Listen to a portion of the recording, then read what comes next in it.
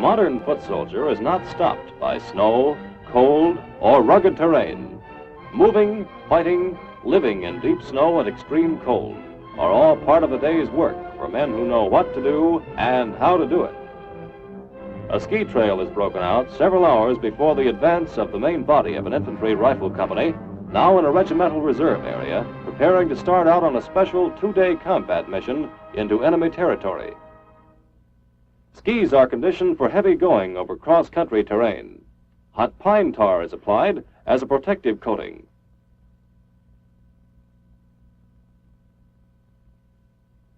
Care is taken in loading the Accio, which is used for carrying equipment over snow and ice as the company prepares to make itself self-sufficient on the march.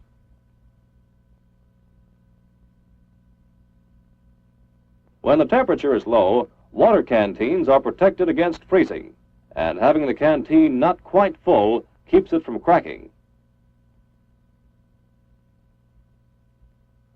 The rucksack makes carrying easier and balance on skis better. Free movement is essential.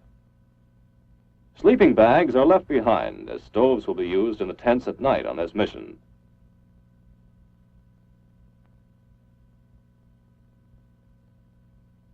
Extra ski tips are taken for emergency. Oil is wiped off all metal parts as oil freezes in extreme cold and causes sluggish gun action at stoppages. Items are stowed systematically for quick unloading and quick use. Heavy articles go in first and to the rear. Lighter ones go on top. The Accio is a type of toboggan with rounded shallow bottom gives great mobility. Loads are covered and lashed. All used batteries are replaced by fresh, cold weather ones. The radio is equipped with special oversized dial knobs for easier handling with heavy mittens. Men are spared as much exertion as possible.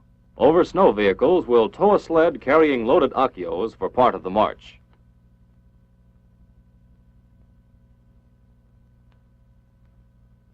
The company commander briefs the platoon leaders. The mission is a surprise attack behind enemy lines. The company will bivouac tonight well beyond our own regimental outpost, then night march to reach the enemy station at daylight, destroy it, and return to this base safe. Course plot, with estimated azimuths and distances, is prepared before starting. The company falls in for inspection prior to setting out on its mission. Sunglasses are worn to prevent snow blindness. Staying on the chilly side to start means they'll be just right while on the march. Too much clothing can be as harmful as too little. Ski equipment is inspected.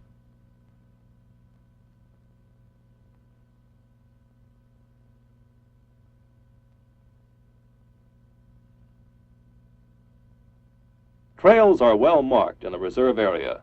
The going is good, but several hours ahead of the company, the trail breakers leading the way to the enemy outpost have their job cut out for them. Breaking a trail is slow work. A 2-track trail would do for ski troops, but a 3-track trail is required for the Accios. White trousers with the dark tops make best camouflage on this kind of mission. Brush and boughs are cut away for easy passage. Rotation of jobs evens up the work. There are no star parts. Everyone takes his turn as leading man. Men are relieved before they become overheated or exhausted. Turnabout applies to squads as well. The second squad will take over while this squad drops back in reserve. The trail breakers come to an obstruction. The squad leader signals to detour around it. The trail is marked to guide the company. Number 1 makes the turn needlessly wide. Number 2 sees this and cuts off the curve, shortening it. All trails are kept as short as possible. The company commander maintains a double check on direction as the main body of the company swings along the trail. At every change of direction, the azimuth and distance are entered in a logbook. Trail breakers are responsible for maintaining direction of march and log of march. In extreme cold, the dry compass gives best results. The liquid-filled may have sluggish action.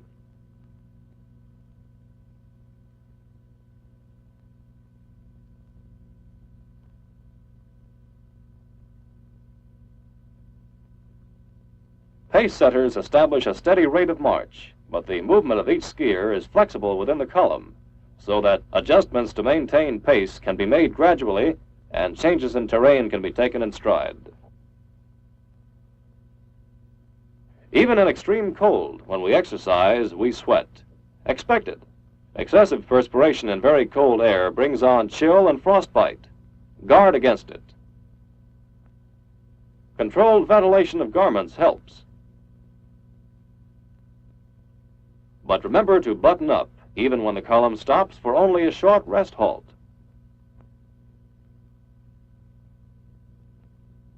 Clothing is determined by the task.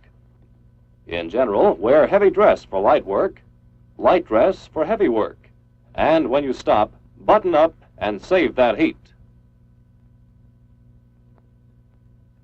Frozen lakes provide natural trails. Tracks are kept within concealing shadows when possible. Trees throw very long shadows in the north.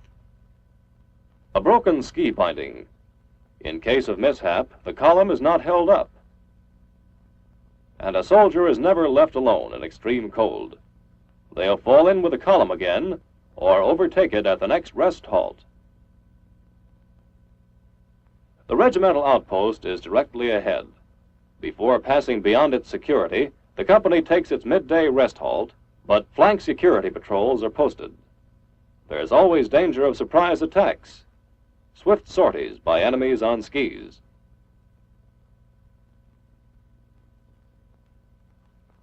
Parkas are put on to keep from chilling. Skis are wiped off before snow freezes on them. In cold and snow, the individual carries great personal responsibility. Skiers check each other for frostbite. Cheeks, nose, ears, all extremities are vulnerable. Frostbite doesn't always ring the bell before it drops in. Unless someone tells us, first awareness of frostbite may be when we stop feeling the sting of the cold wind. Never use snow on frostbite. Thaw it out slowly by the heat of your hands. Never rub. If hands are frostbitten, thaw them out under the armpits. Sip water. Don't gulp it when tired or overheated. Hot chow and hot coffee, brought up from the base. Insulated containers hold food hot for 12 hours or more, even in coldest weather. Hot food on a cold march builds morale.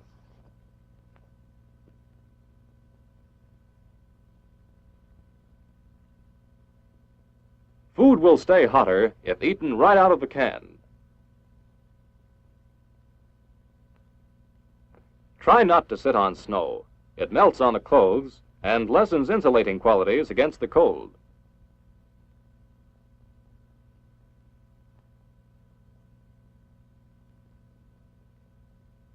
This is as far as the weasels go. From here on, everything must be man-drawn or man-carried.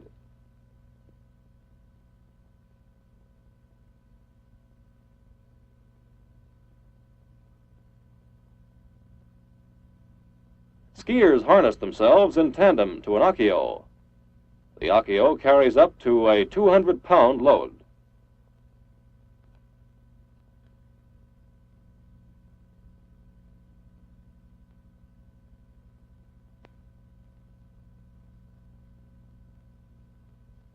The regimental outpost. The company now will be on its own. Training and proper conditioning will pay off. Obstacles are taken on a broad front by multiple tracks. No time is lost. The rear man braces himself and acts as a brake.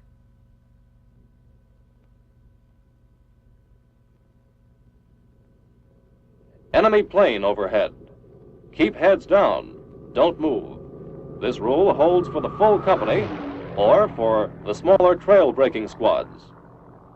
All clear again. Our trail breakers come to a frozen stream. Frozen streams often have overflows of water, even in coldest weather. The ice cracks, water underneath seeps up, and is prevented from freezing by the blanket of snow. If a quick detour is possible, it is made. If not, a bridge is laid on the ice to prevent wet feet and frozen skis. Work is started on the needed bridge.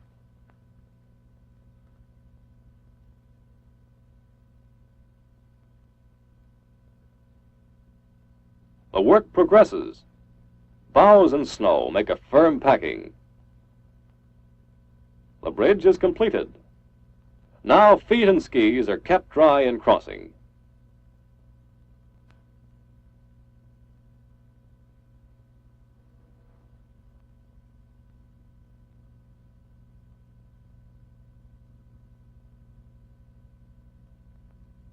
The platoon leader takes the azimuth for the last leg of the afternoon march before coming into the bivouac area.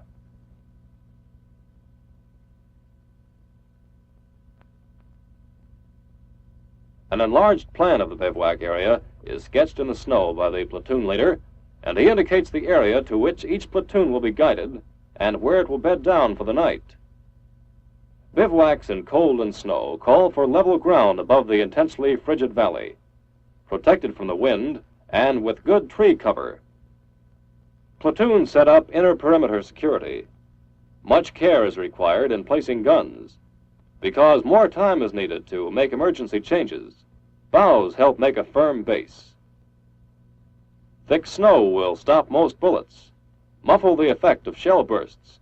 The NCO indicates that the machine gun position be changed to use protection of nearby snowbank.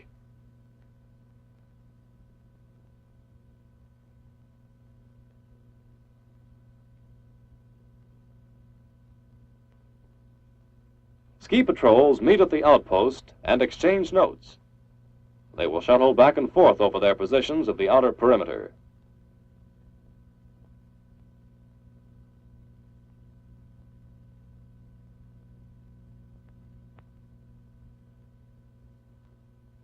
Tents are erected.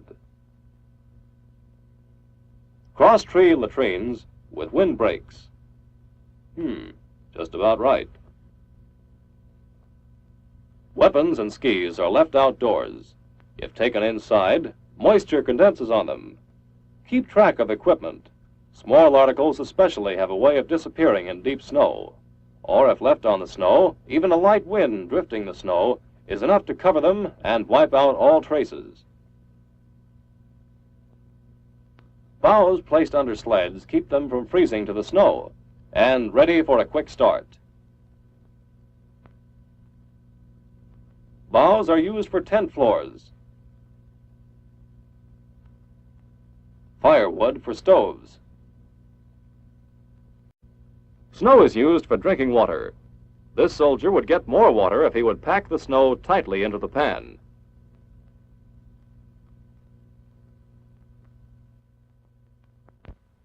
Using wood for fuel saves lugging along gasoline on the march. Darkness will conceal the smoke. Boughs insulate the sleepers against cold. Enough water is melted for the next day's use, too.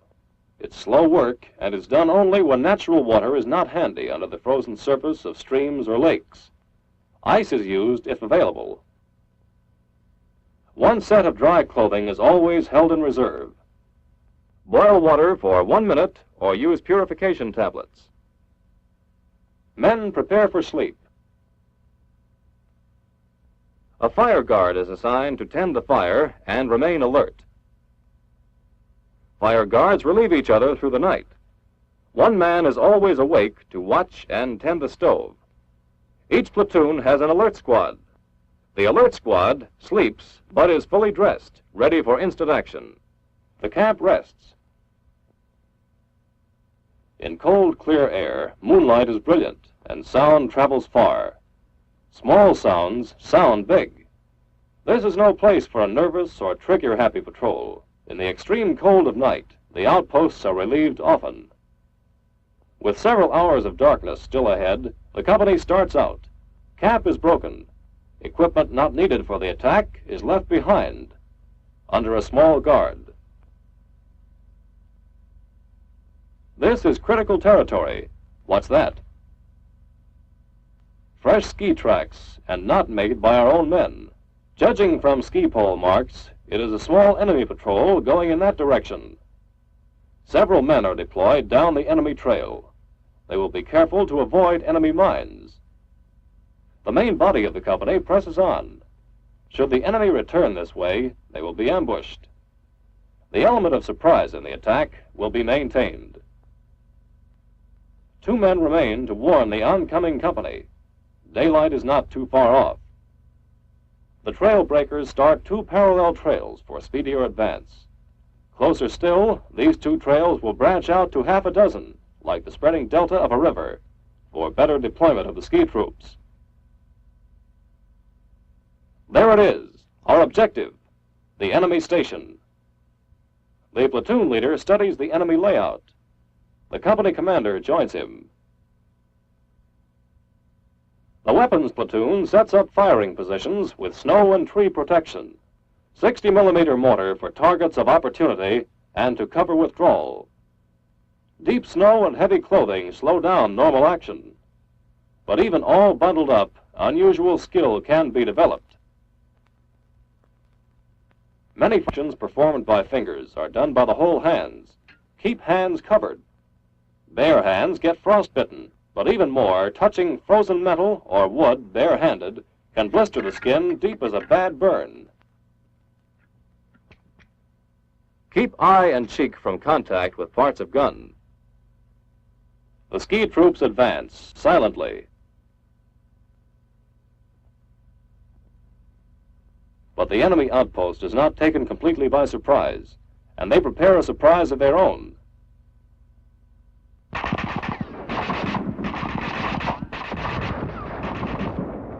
One of our men is hit. The medical aid man is signaled. The assault platoon moves in faster for the attack. The wounded man is given prompt evacuation. Unless the wound needs immediate attention, the one thought is to get the man out of that spot.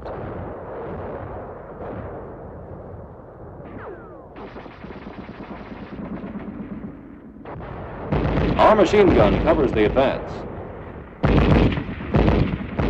The Akio sled affords smooth going. They take it easy, but lose no time. The enemy machine gun is ready to fire again, but this time, and that's that.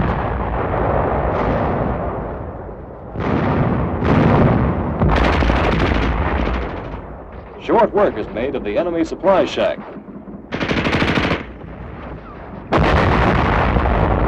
Snow doesn't stop incendiaries employing magnesium. Melting snow can help to spread the blaze. The objective has been reached, the enemy station destroyed.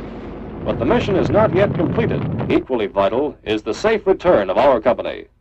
Skis make for a swift withdrawal. When left in this reversed position, the skier steps into skis headed directly for the rear assembly area. Withdrawal has been carefully planned, orderly executed. Nothing is left to chance. The multiple trails bring the ski troops swiftly to the single trail again, the home trail. They pick up speed, but march discipline and pace are maintained. Anti-personnel mines form one more surprise package for the enemy. The ski smooths out the snow, concealing the mine's hiding place. Mines add security as the company returns swiftly to last night's bivouac area, picking up the supply guard left there on the advance. Close formation is maintained. Danger is still present. The enemy might try to cut into our column, slice it up, destroy it piecemeal. There is always that possibility in skiing country. The company cannot consider itself out of danger until it has retraced its trail, reached the regimental outpost, and passed through it into the reserve area.